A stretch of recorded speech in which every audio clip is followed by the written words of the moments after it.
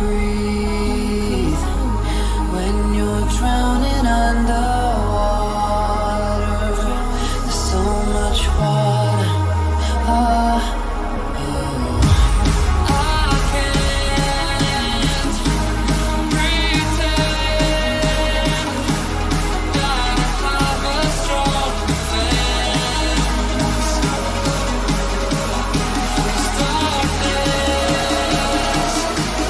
You're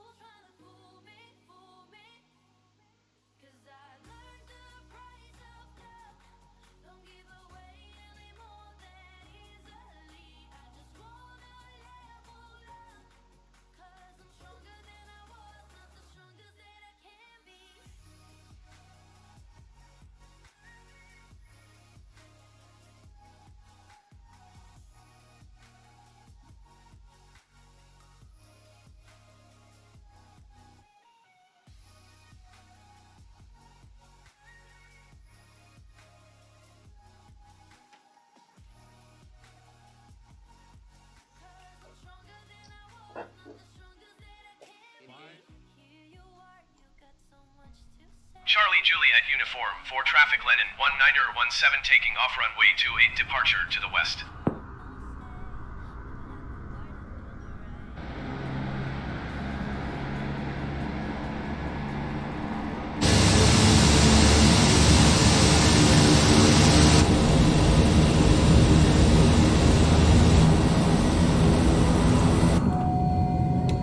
Boy, that's a funny flight number.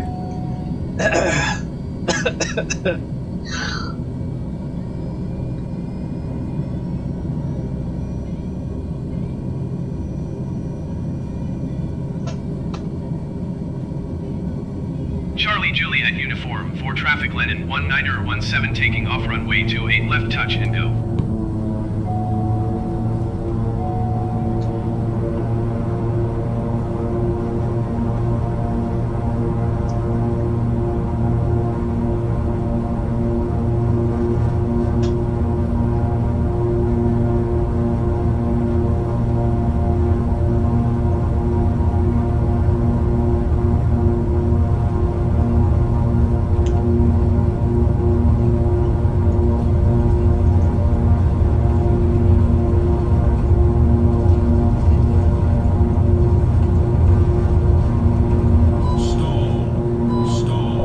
Oh no! I don't know why that happened.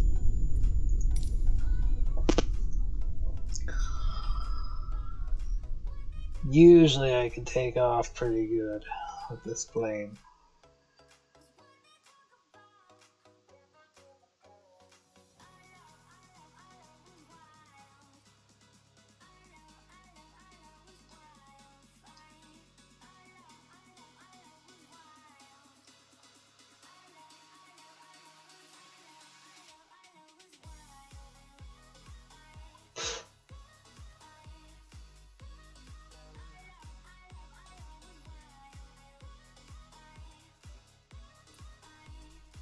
Charlie Juliet uniform for traffic Lennon 1917 taking off runway 28 west departure.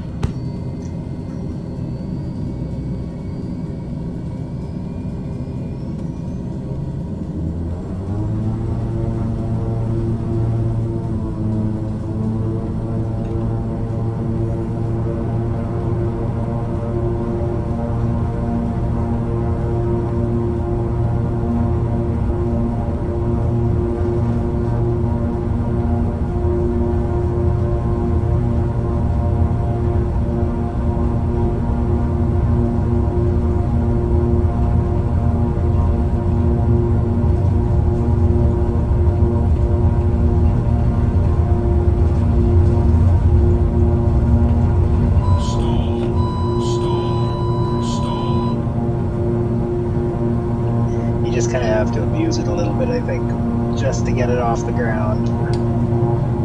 That's about it. Yeah, we'll deal with all that after.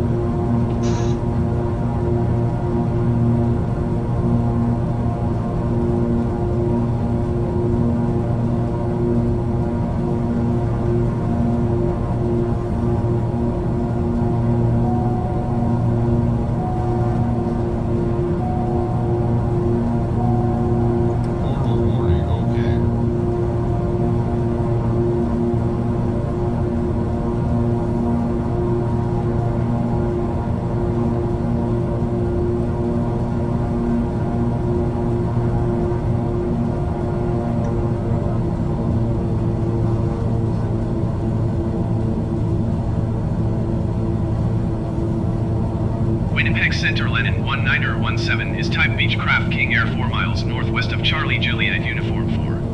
Request flight following. Lenin 1917 Winnipeg Center. Squawk 4375. Squawk 4375 Lenin 1917. Lenin 1917 radar contact 5 miles northwest of Charlie Juliet Uniform for 3,800 feet. Altimeter 29.85. Copy Lenin 1917.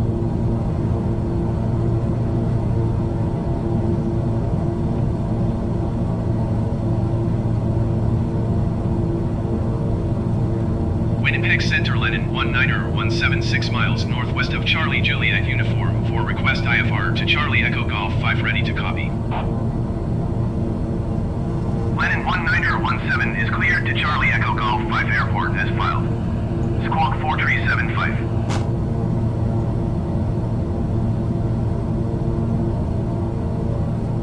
Lenin 1917 cleared to Charlie Echo Golf 5 Airport as filed. Squawk 4375. Lenin 1917 read back correct. Radar contact 4,700 feet.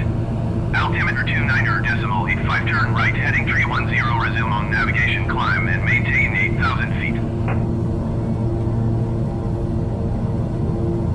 Turn right heading 310 resume on navigation climb and maintain 8,000 feet Lenin 1917.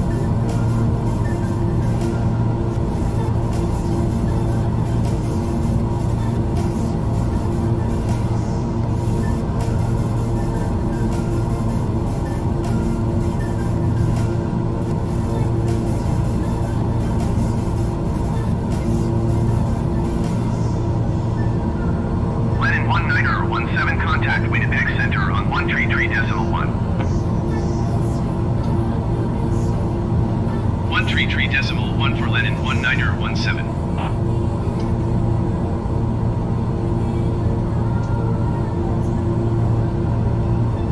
Winnipeg Center, Lenin 19er 17, 8,000 feet. Lenin 19er 17, Winnipeg Center, continue as planned. Altimeter 29er.86.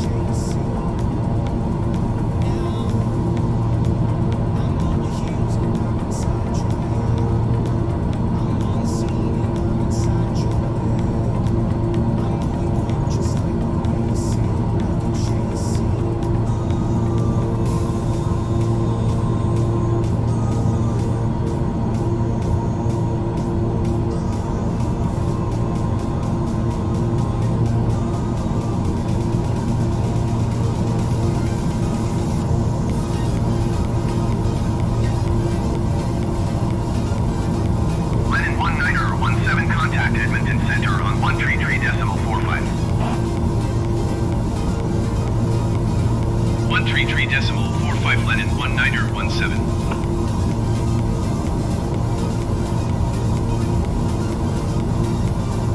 Edmonton Center Lenin 19er 177,900 feet.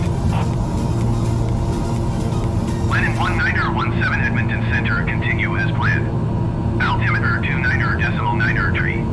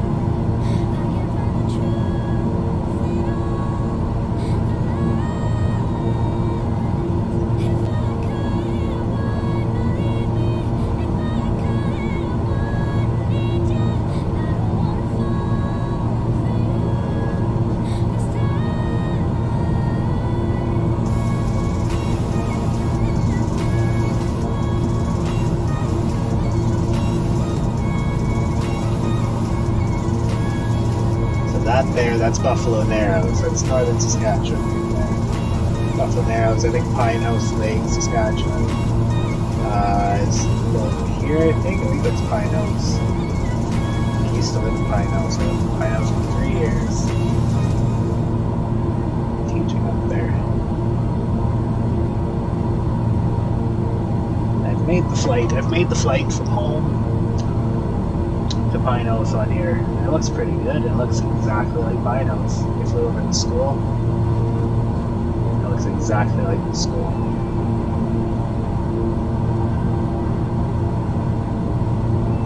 It's cool.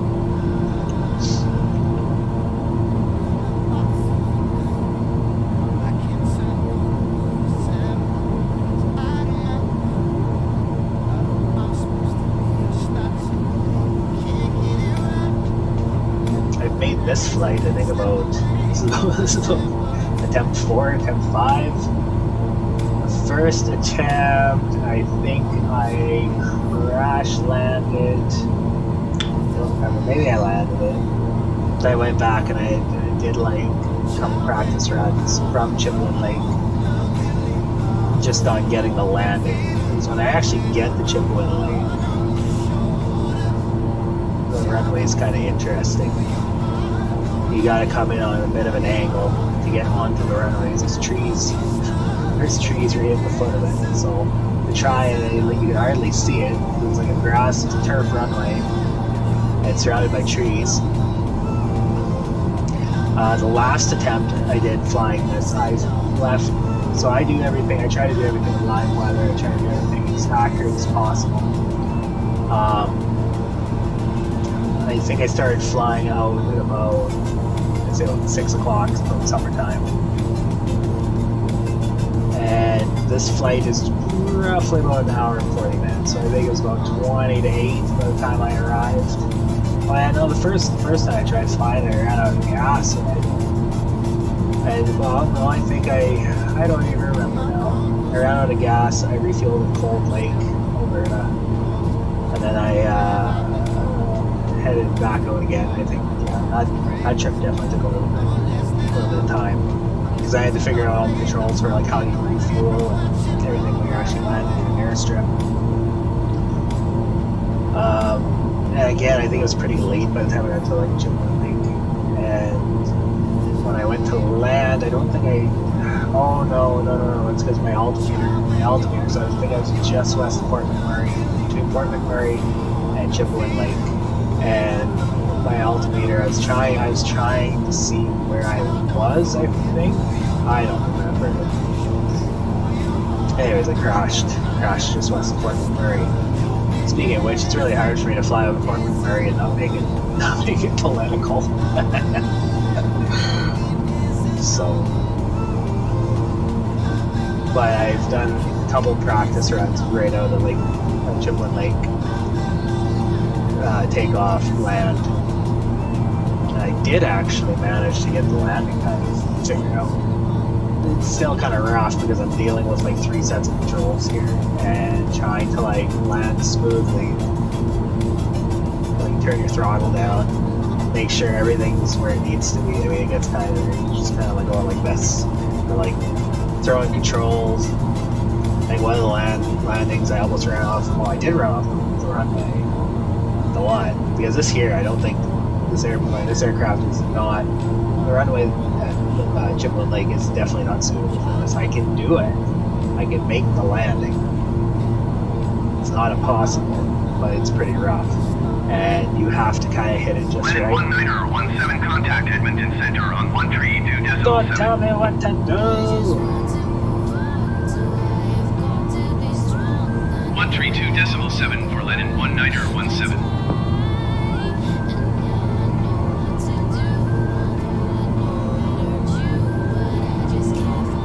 Edmonton Center, Lennon 19er 17, 8,000 feet.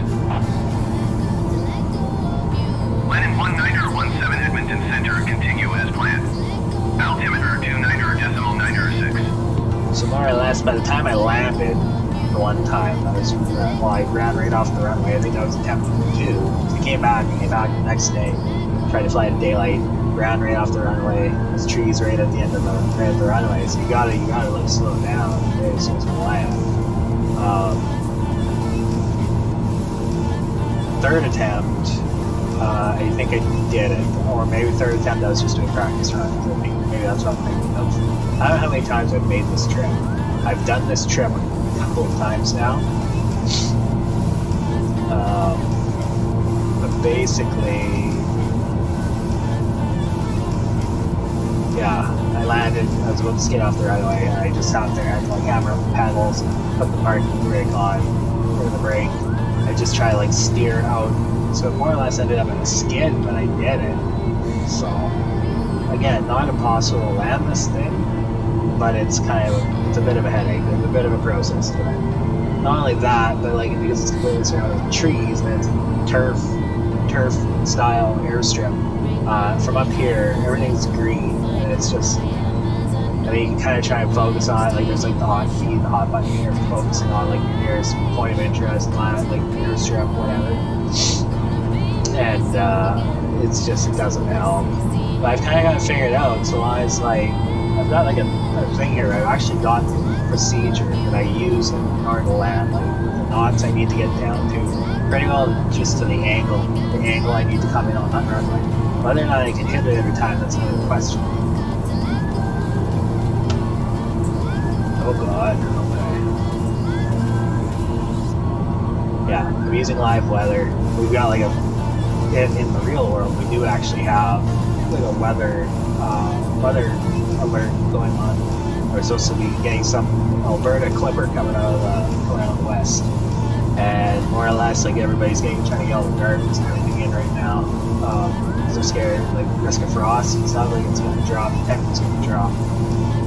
So I imagine with all these pressure changes and stuff, it's kind of been pretty consistent. It's a sit here and changing pressure every now and then, update it.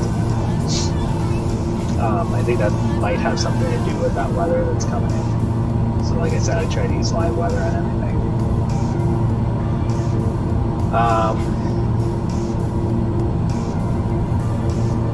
Yeah, I don't know. I don't know how exciting of a live. I'm just trying to live stream. It's not even really.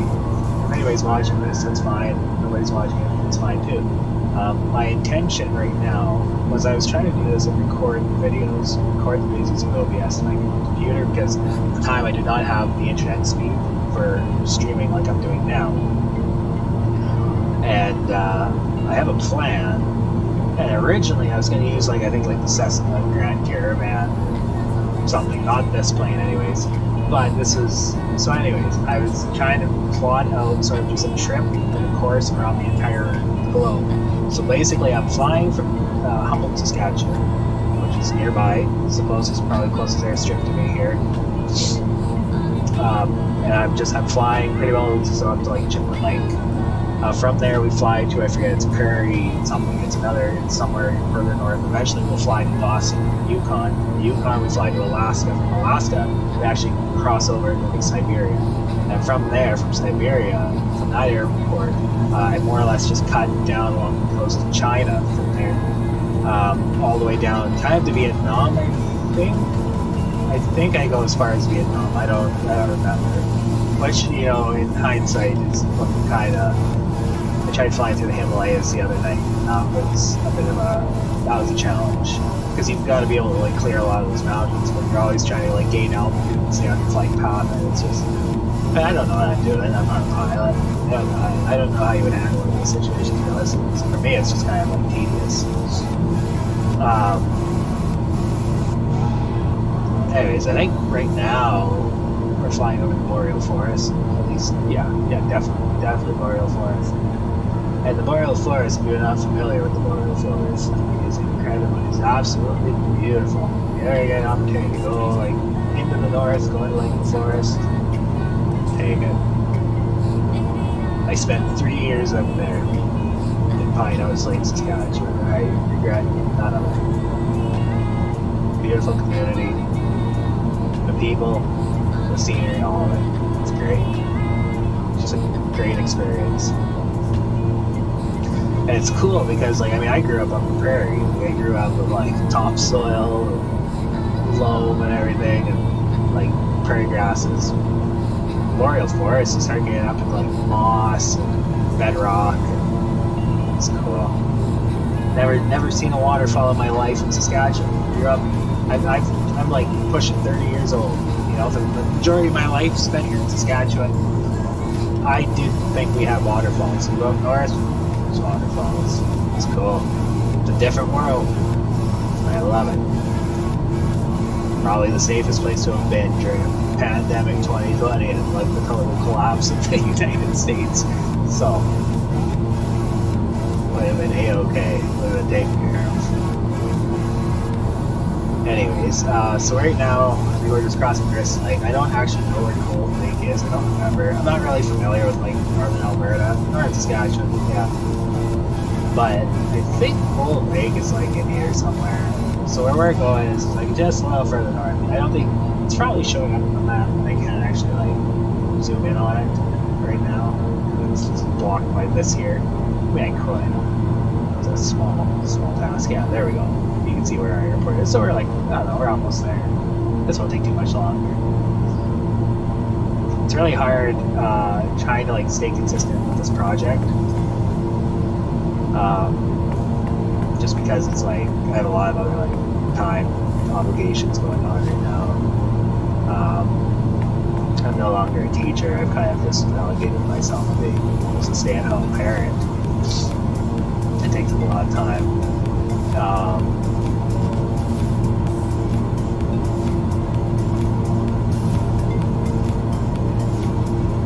But I've got the house to myself today, which is nice. So I figured I'd bump one of these up. So my plan, basically, from here on out, why I'm flying to Chipewyan Lake, is essentially because it's just on the route.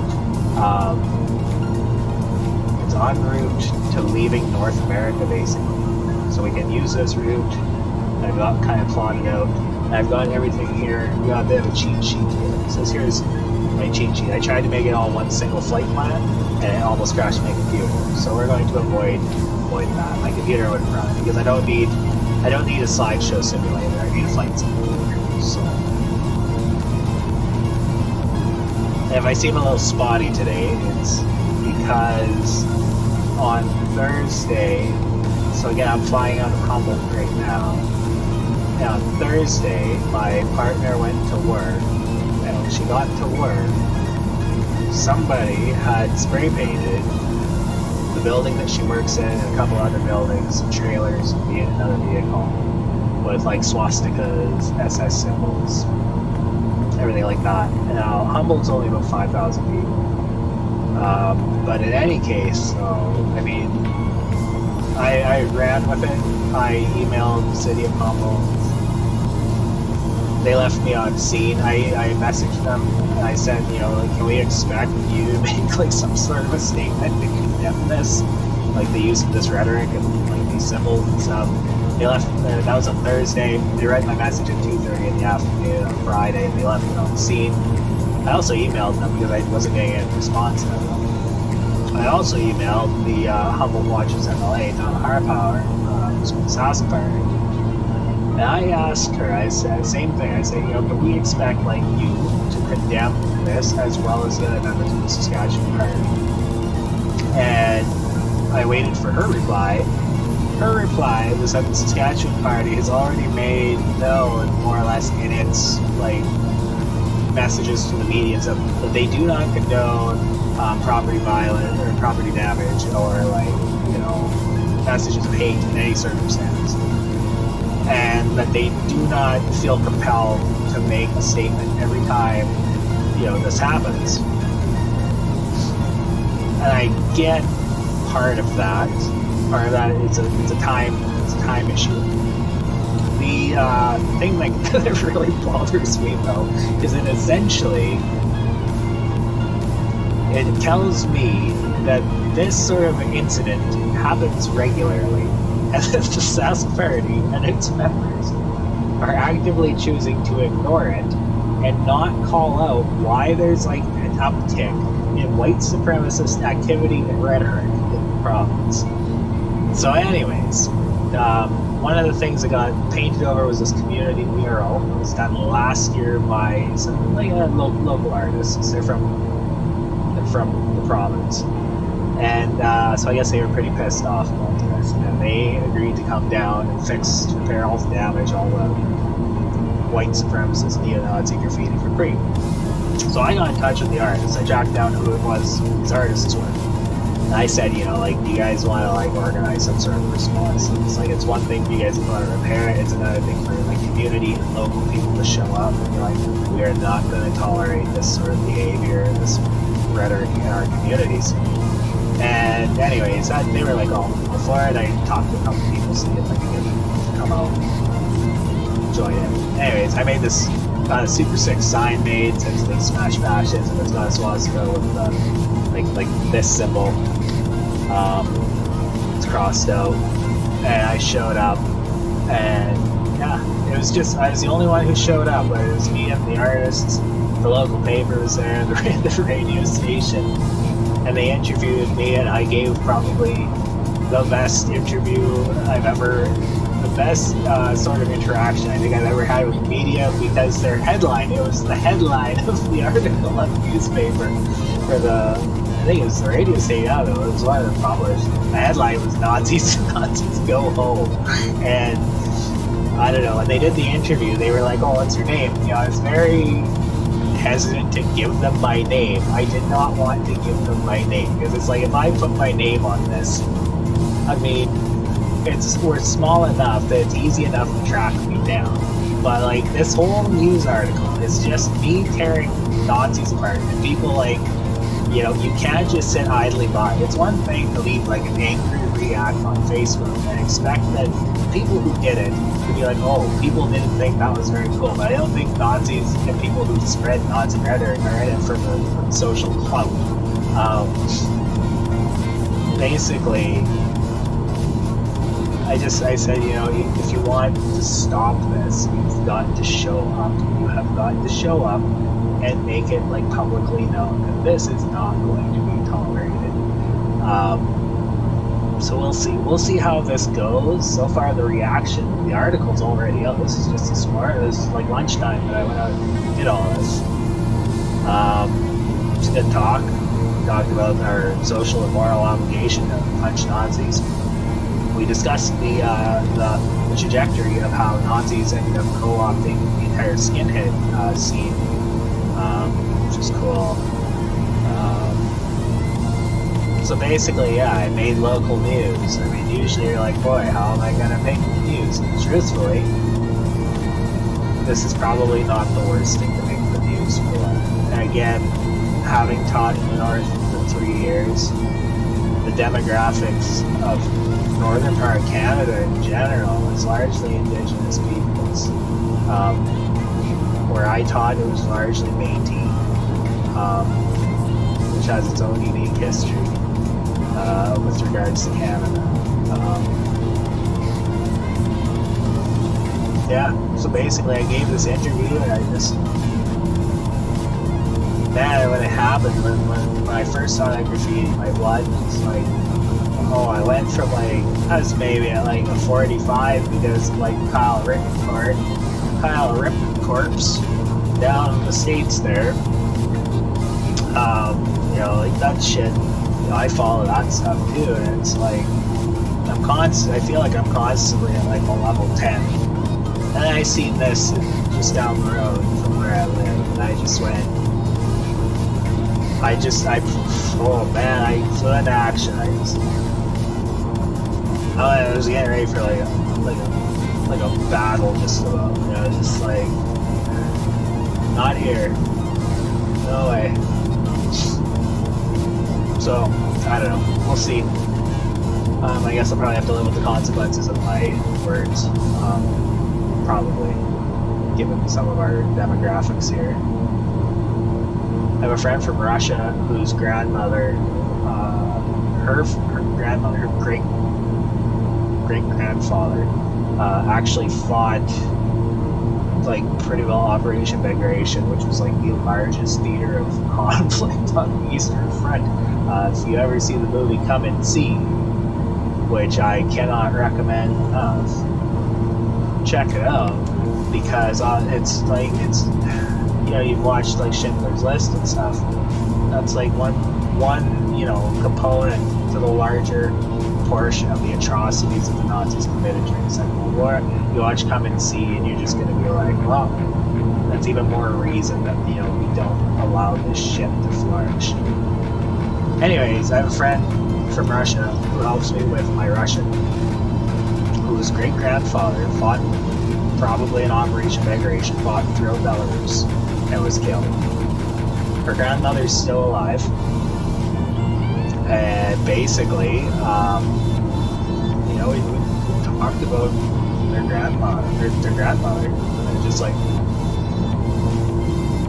the grandmother's experience of like, your dad goes off to fight the Nazis, doesn't come back. To me that stuck with me. I had that in the back of my mind when I was talking about it. Just one of the places that got spray painted, got graffiti, is like it's an office that has maybe at most 4 or 5 people somewhere in there working there, the majority of which are people of color. And the graffiti was right over the door that they used to get into their workplace. And so I made that kind of apparent when I was talking to the news, and I said, what does that tell them, especially if your local government and like the provincial government will do has been absolutely slow in response to condemning this. It's just, I have done more in condemning it myself, taking it upon myself to condemn it, than the people, the rest of my fellow province people have elected to lead the way. It kind of says a lot. Anyways, I think right now we're flying over. I think this is probably the patch. This is probably the real patch. Let's go something. I don't know. I keep flying over this, and I always see that sort of texture, that sort of straight lines, long little windy road looking thing. But that's definitely something. Reminds me I gotta make a phone call today. Yeah. So that's been my day, that's been my week. It's basically having to show up on my Saturday when I would much rather play Flight Simulator and doing my own sort of project. But no, I have to go out into one of my communities and be how Nazis even felt. It's not, and I don't know. Even a lot of people say, well, why if it's just school kids being dumb? And it's well, they eventually grow up. And who's to say that they're going to grow out of those ideologies? And when I was talking to the artists who are now fixing the mural, it was well, where are they learning it from? It's probably coming from home. Well, sure, but also, the internet's pretty accessible. It makes a lot of stuff fairly accessible. So, somebody even said, well, what if it's fake? A lot of these instances, have been fake. It's for people looking for attention. The 15 minutes of fame. Doesn't matter. When you see that stuff pop up, you show up and you let people know this ain't cool. You're not going to do it. Nazis do not get free speech. Their symbols, their ideology, their rhetoric do not deserve a platform. So as soon as you give platform to it, you give Nazis an inch, man, they'll take a mile. And that was actually really interesting because that's kind of how me and the one artist I was talking, because he was well, I don't even know how skinheads became associated with neo-Nazis. And I was it's actually a really interesting history because the whole skinhead culture used to be based around the idea of diversity. It started in Britain with the skinhead music scene, reggae. And I read a thing somewhere once. Oh yeah, it's fucking great.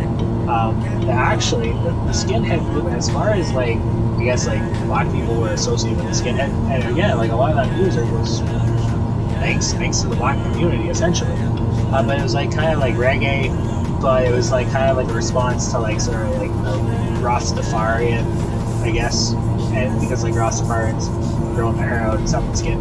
I don't know. I read that somewhere, I can't. I tried finding like the sources on like how this all became synonymous and stuff, and I couldn't find it. So I don't. Like, that might be outdated. I don't know. But basically, that it's like that thing going around that meme where it's like you let one Nazi into your bar, and if you allow them to bring their Nazi rhetoric into your bar, suddenly they're bringing their friends, and it's okay for them to bring their Nazi rhetoric in there, and suddenly you've got a Nazi bar, and everybody who isn't a Nazi is not coming to your bar anymore. So basically, skinhead music scene, same thing, essentially. You have Nazis an inch, they take a mile. And again, I mean, Christ, that's the history of World War II. That's like Neville Chamberlain and the policy of appeasement, give Adolf Hitler what he wants and like don't go away. No, they just keep going. They're disease. So anyway, that's been my weekend. It's been my week. And I'm sitting here flying airplanes because it brings me inner peace. So to speak.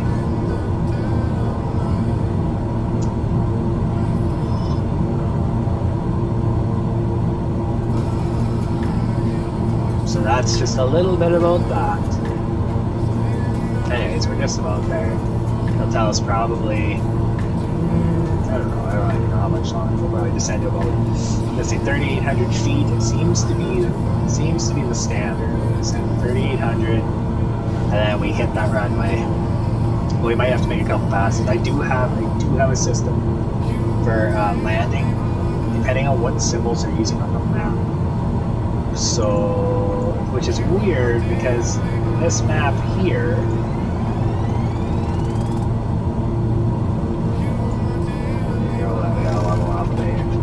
actually, like, I don't know how to get. So the one time I did this and I was practicing landing, it was giving me like a circle and not a triangle. I don't know how I changed that symbol. Like, it was giving me that, and now it gives me not that. It gives me that triangle. I have no idea how to change that symbol. So that's going to be difficult. But I did have a way using like this symbol here. Is that when it was over here, you just fly up here. This is of course. You would fly as long as you were flying in that sort of a direction into where this side of the circle is. That was where the runway was basically. If you were heading towards that part of the circle, you could pretty well land the airplane, no problem. But sorry, a little shaky. It is generally a lot smoother. But like I said, I've done this flight like way too many times, and I just want to be done with it. I want to move on to the next airport. I'm not moving on until, because my project, I could just say, well, I've done this whole flight path. Yeah, I crashed in a couple airports. I don't feel that's authentic. I want to be able to land. I want to be able to land my flights, I guess. So, anyways.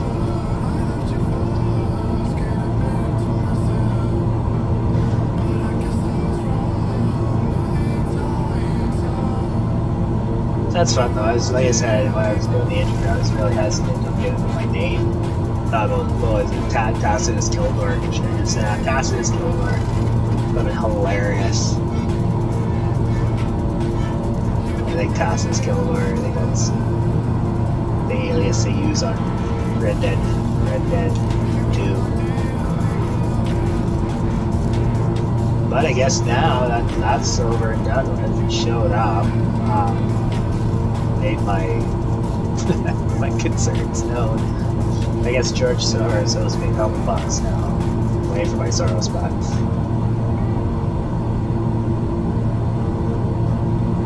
As an unemployed teacher, I require my Soros bucks. Grand. Cool.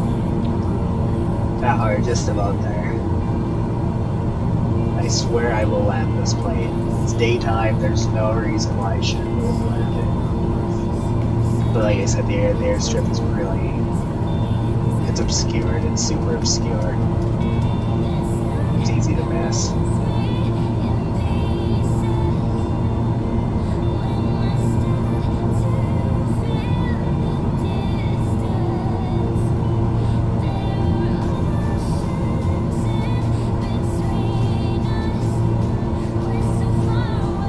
Hilarious. a funny news article.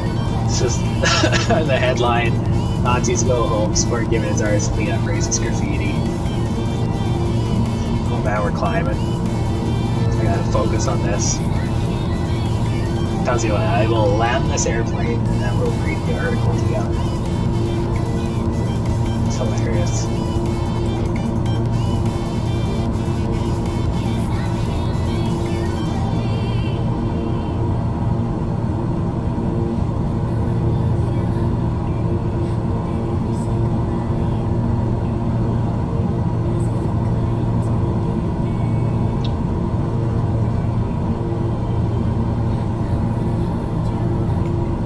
I think after I land this flight, I'm gonna go put my feet up for a bit and relax. Cause boy, oh, I've been going since Thursday on this.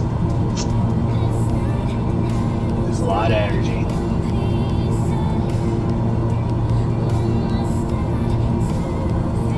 The thing is, I don't know, as far as organizing goes, like a unified, continuous response. So if this ever happens again, like it'd be nice to have like a phone tree or something. Be like, okay, we need to like show up here. I don't know if Humboldt has the demographic, the political, class-conscious demographic required to sort of maintain that sort of response. Like there's maybe a handful of people I can show up on, like, you know, the moral basis that Nazis are just pretty terrible. So, we'll see. I guess we'll just keep working on it. If it happens again, at least we've got the artists. The artists were all pretty cool. Discussed, you know, it's like a social duty. Punching Nazis is a social duty. So.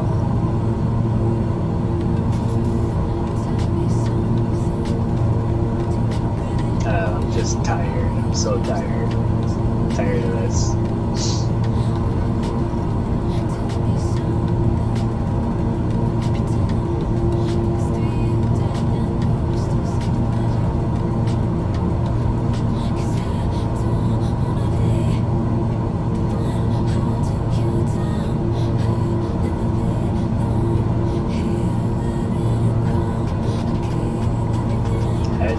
Forest up here. It's cool.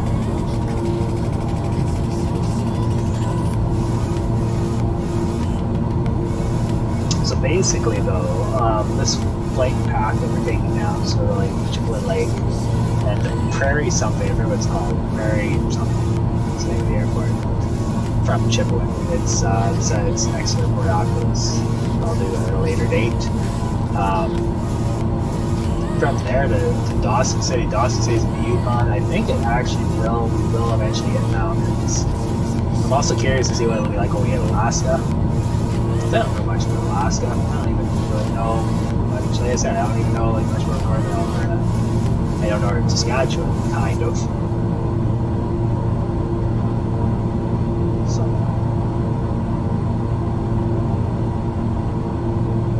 we will see what it looks like.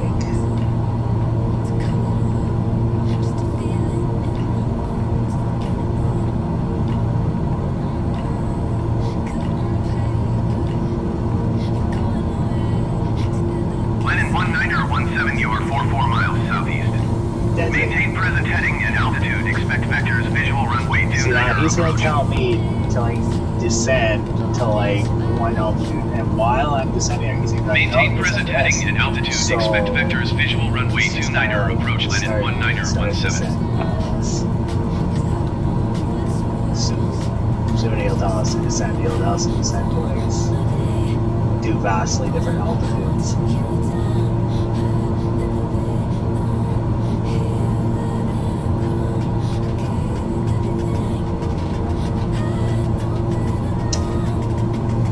So basically, when we go to land, we've got to get our knots, our airspeed here, down to about 120 by the time we get to where the village is. And then from there, once you get it down to 120, drop your landing gear. Flaps were, yeah. I think that's the process. I don't remember. I said I'm not a pilot. But you've also got to kind of come in on a bit of an angle to clear the trees. And kind of scoop in. And once you're over those trees, it's just kind of like, because those trees are going to block your altitude a little bit. So you've got to kind of like get on the trees and then you jam the nose down. And before you crash, you've got to just pull up just in time to kind of level the plane back out so you can actually properly land. So like I said, I've done this a couple times. I did a couple of practice runs on just landing, and I stuck the landing every time. Last time I flew this, it was nighttime and they did not have lights on the runway. It was pitch black. I tried to do it just by feel and by just looking at my instruments here. Because I kind of had an idea. When the airport thing popped up, it was like, I know that the end of the runway is 0.29 nautical miles. You know, once you're there, once you hit that 0.29 nautical miles, that's where you're like, you're at the end of the runway. So, we'll see.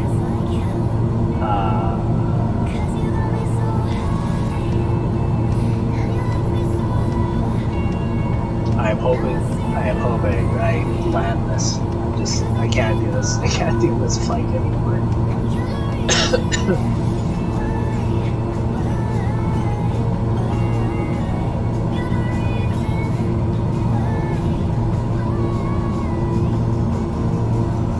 I said I was going to do this tour, sort of, in a different plane, a smaller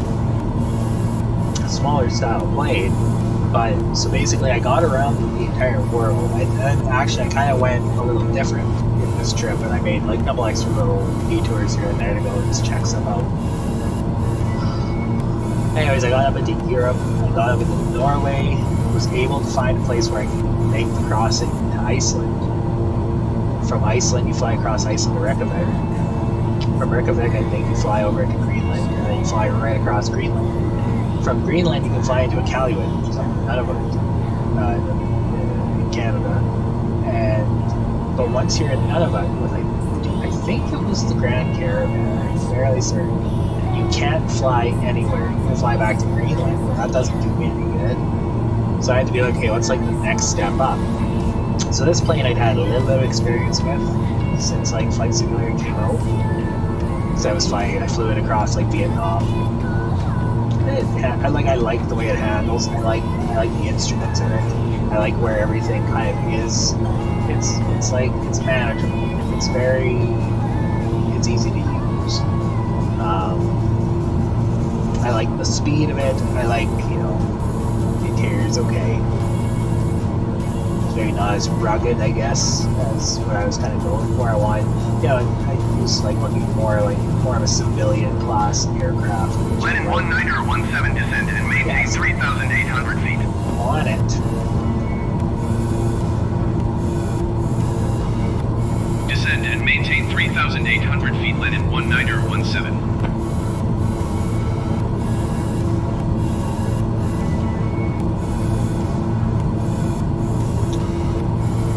So he's gonna come in again, he's gonna be like descent to like some altitude, I think. I don't know, he might not. Sometimes he do. Just keep her steady.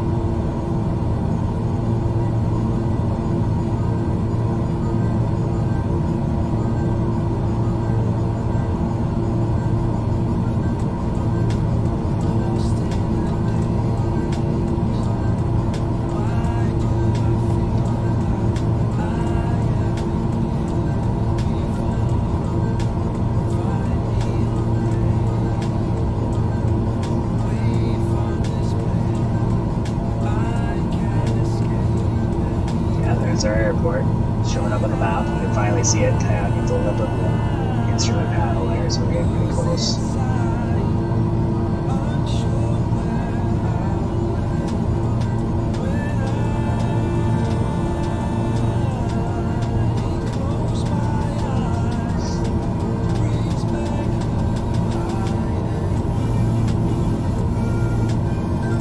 Who knows, maybe like we are pretty close to our flight path, so that's okay, like where we're supposed to be. Start back slowing down our descent a little bit.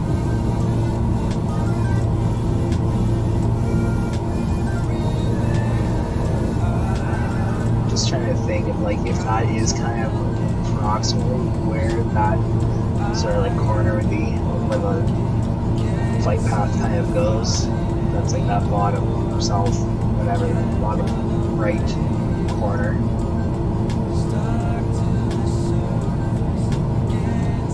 Anyways, see if we can land it. If I can land it, we're golden. Good.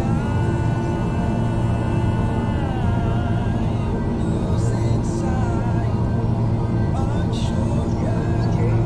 Simmer down.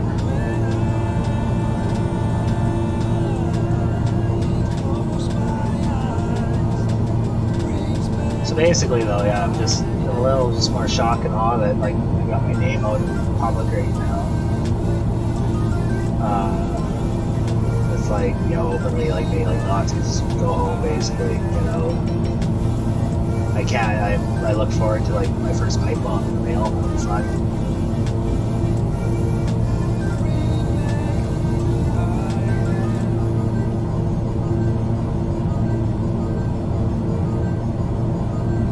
What we're gonna do is here we're going to actually adjust the pitch. See, this is where it gets a little tricky because I've got to be able to like use my mouse and use my gamepad and keep an eye on everything, make sure I'm still like. So this kind of gets a little tedious after a while. So, but we'll get her. We'll get her. Let's go to plane up. So I get yelled at by ATC.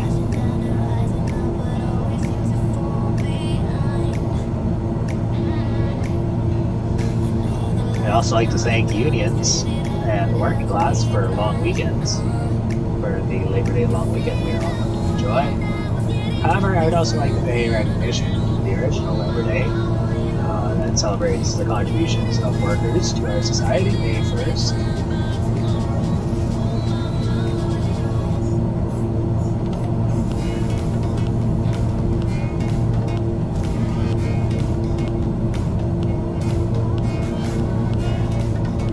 Probably stand for a little more pitch here.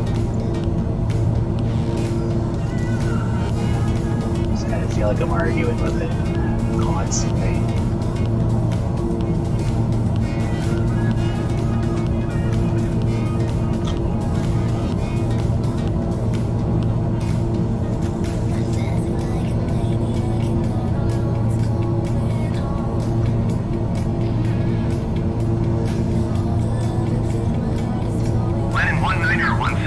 That's us. 11 o'clock, 10 miles. Maintain present heading and altitude. Report runway in sight.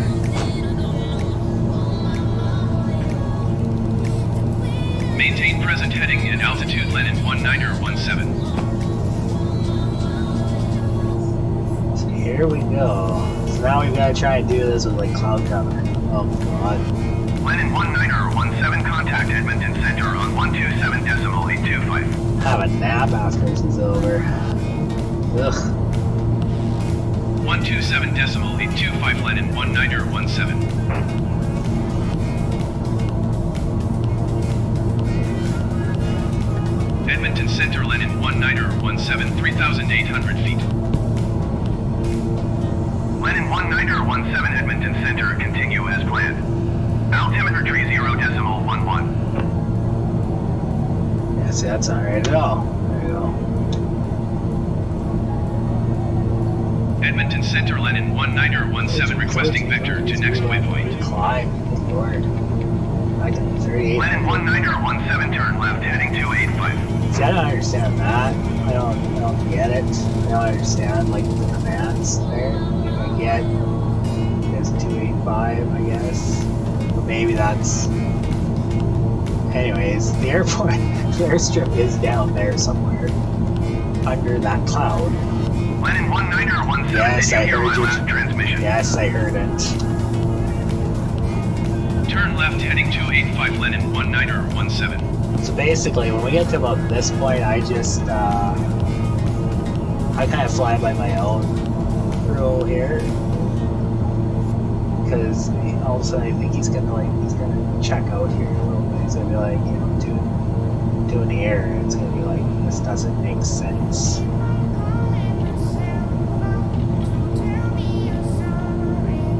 Anyways, got some nice cloud cover here. Can't see anything. Report runway not in sight. Lennon 1917 runway not in sight. Lennon 1917 airport is 2 miles at your 11 o'clock. Turn left heading 285 report runway in sight. I'm just gonna decrease altitude here. Turn left heading 285 Lennon 1917.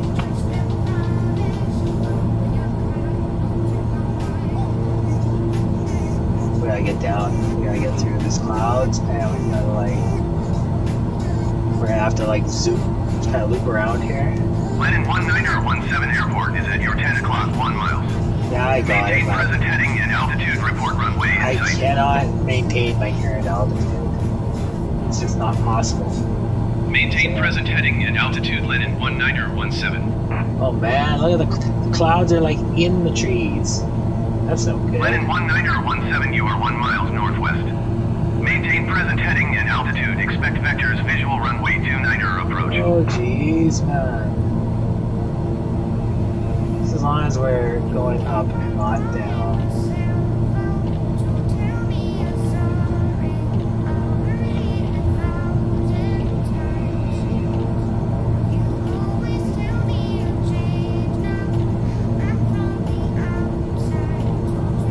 Usually the nice British voice on the airplane will be like 500. And that tells me when I'm like, okay, that's when you gotta start looking out. Lennon 1917, did you copy? Yes, I heard you. I'm just trying not to crash. Maintain present heading and while we're altitude. flying Expect through, vectors Stephen visual King's runway 29 Esther. approach Lennon 1917.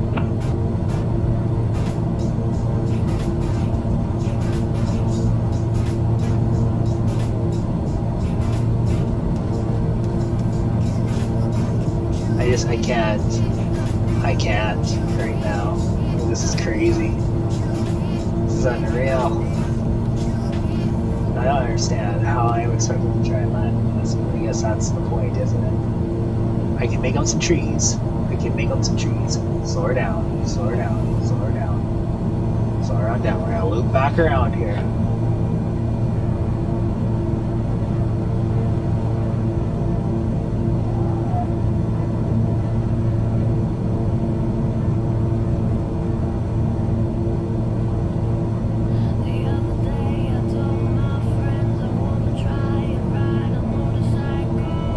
Have this kind of figured out. Now I've got Lennon 1917, you are 1,400 feet below your assigned altitude. Climb and maintain 3,800 feet altimeter 30.12. Bye. 500. Yeah, pull up.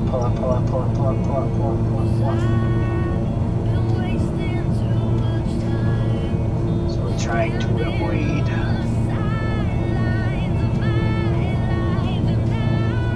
Lennon 1917, please acknowledge. No, go away. Wait, you're not helping me, you're hindering. You're more of a hindrance than a help.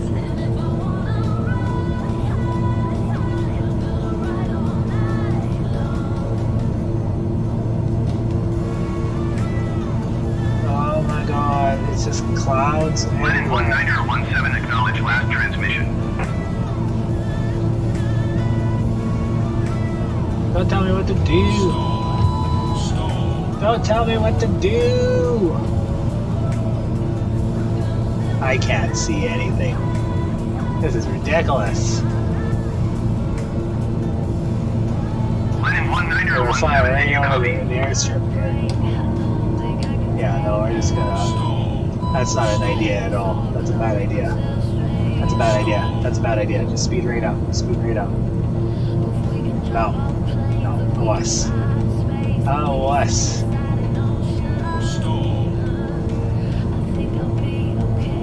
Lennon 1917, IFR flight Like, plan we've is got canceled. the Radar smallest service window terminated. here Squawk of visibility. 1200. Maintain VFR VFR. Frequency change approved.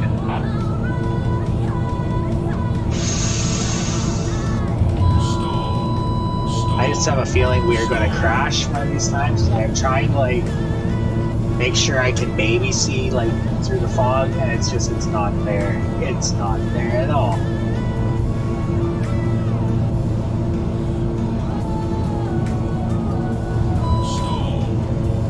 KLM 605 descend and maintain 10,000 feet.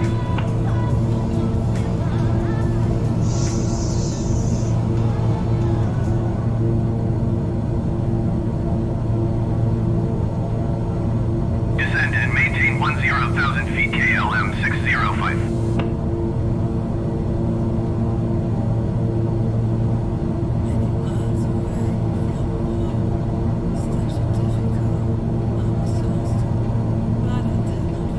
Try to keep it at a 30-degree turn. Maintain altitude.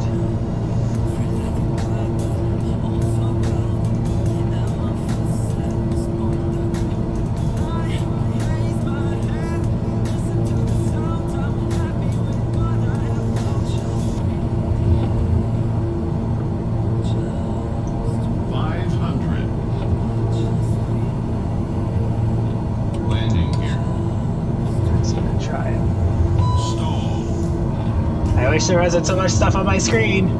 That'd be pretty cool. Let me just see, there's the airstrip right there. See, that doesn't make any sense to me.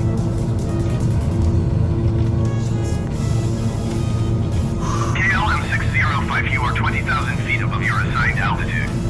Descend and maintain 10,000 feet. Okay, here we go.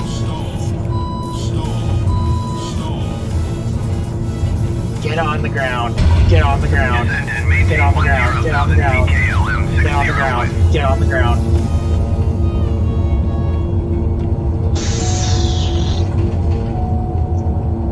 I really do not like this at all, but we did it. We did it. We did it without blowing up. Plane might be a little banged up, considering we had zero visibility on that landing.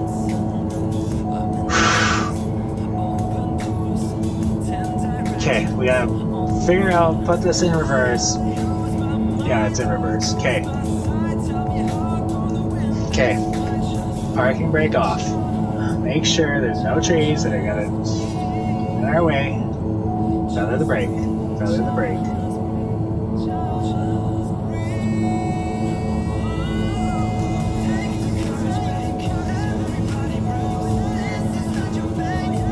Okay. Now, brake it and crank the throttle into forwards motion. Now we're gonna just limp it back to like the other end of the runway there. Taxi her down. Boy, this was exciting.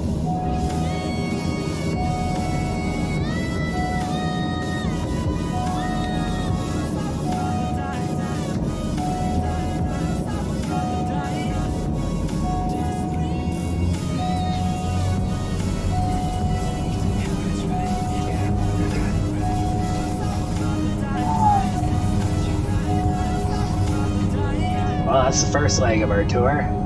I know I never have to come back to this runway. I mean, I'm just gonna call her good there. I mean, I think the issue was that we hit the runway kind of like, it kind of goes into sort of like pavement looking stuff, but when you get up here halfway, it is just turf. I think that's about the halfway mark on this strip. And I mean, by the time you hit that, like, I mean, it's tough. It's hard, but like, hey, we landed it. So we're in one piece, relatively. The poor passengers, if there were any back there, are probably like shitting their pants. I need to change pads. Excuse me, I need to change my shorts.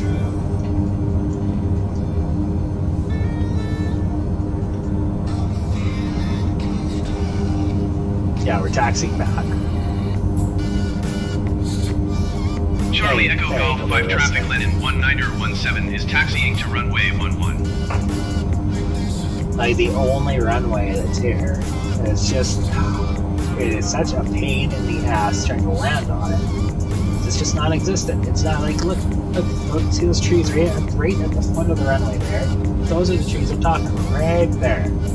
They're like right at the foot of the runway. I'm just like, that's too much for me, man. Way too much. Let's go park by this house, honey, I'm home.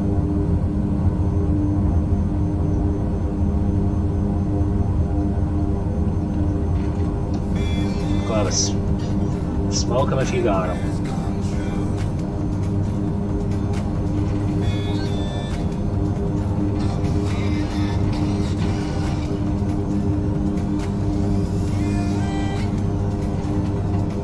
I forgot I have wings. Just, this looks like a good place to park. I'm gonna call it here. Right here. Let's straighten out a bit. Just don't walk into the propeller. Look at that fog. Ugh. Turn everything off.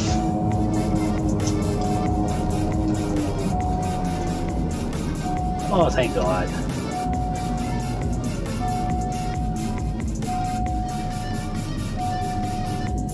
Did it. Okay. Well, I think that's where we're gonna call it. I no longer have to come back here. So, good. Yep, I'm good. So our next flight, which I am not going to even attempt, I'm not going to attempt it anywhere right now. I got a pen over here. Okay, so that there was Humboldt to Chipewyan Lake. We did that. That's done. That's the first leg of the trip. So we are flying from Chipewyan Lake to Prairie Creek. I actually have no idea where Prairie Creek is. I've never heard of Prairie Creek in my life. So, have a drink.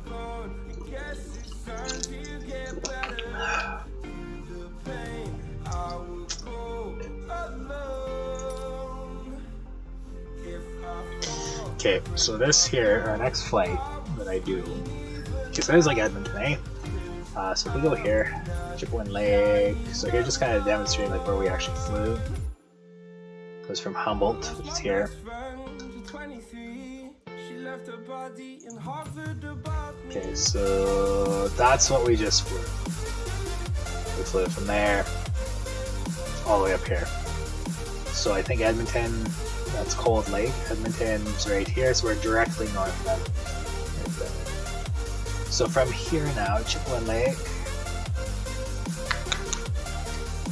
Oops. Chipewyan Lake. And we're flying up to Prairie Creek to CBH4. A lot cooler if I would have typed that. This is Prairie Creek, Prairie Creek. So again, I don't know anything about Prairie Creek, but by the looks of it, that puts us kind of into the mountains a little bit. I think we're probably into some mountains there for sure. So again, that's going to be another like hour and 40 flight, but I think from here to here, we're actually going to get some scenery, which will be pretty nice. I mean, we're getting up like further north, hitting some mountains here. That'll look pretty cool. So basically from there, from Prairie Creek, from there we actually fly up to Dawson, which is up in the Yukon. So if we go here, just Prairie Creek, it's nowhere. Prairie Creek. CH4, and we're flying to, so after this flight, it'll be CYDA. Like I said, I got this like, so that'll be another hour and 40, and that's going to be all mountains flying from here to there. An hour and 40, nothing but. So then, from Dawson, where do we fly to Huslia? Huslia? I don't know where Huslia is. So, but we'll get there when we get there. But that's basically the next two legs of our trip. So, and by then we will have flown from here, right where my mouse is. gone from there all the way up there and then over there. So I like the prospect of being able to fly anywhere in the world. So that's pretty cool. Anyways, I'm gonna end this here, I think. Unless, yeah, no, I'm good. I'm all G. So, anyways, I've got like a pretty cool outro here that I can actually utilize. I just gotta get to OBS. Everything is kind of going weird. Anyways, I'm gonna switch out to my outro. Adios.